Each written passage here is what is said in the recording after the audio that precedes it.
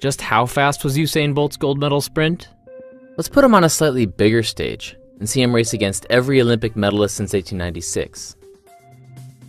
This imaginary race, assembled using runners' average speeds, reveals just how much faster sprinters have become. A few lanes over, we see another Usain Bolt, who dominated the field in Beijing in 2008. Almost 10 feet back, Carl Lewis, gold medalist in Seoul in 1988.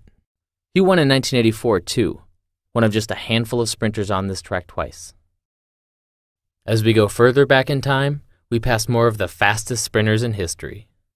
Jim Hines, the first man to break 10 seconds in the Olympics. Jesse Owens, who won 4 golds in Berlin in 1936.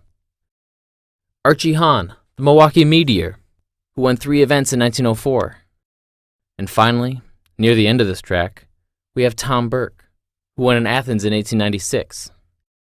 His time, 12 seconds, puts him more than 60 feet behind today's winner. So what can we take away from this picture? For one, a lot of these sprinters are from the US. Although Americans have had a rivalry with British sprinters, and, more recently, Caribbean athletes, nearly half of these runners are Americans. But we can also see that glory is fleeting. Repeat performances are rare. There's been a new winner on the podium in all but 3 Olympics.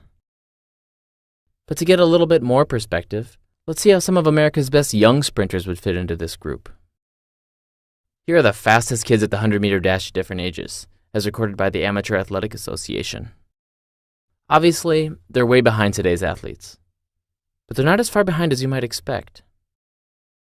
America's fastest 8-year-old did the 100-meter dash in 13.5 seconds, which would have put him less than a second off 3rd place in 1896. Not bad for grade school. And the record for 15 to 16-year-olds is a 10.27. Good enough for a bronze as recently as 1980. Still, it's not like those Olympians were slow.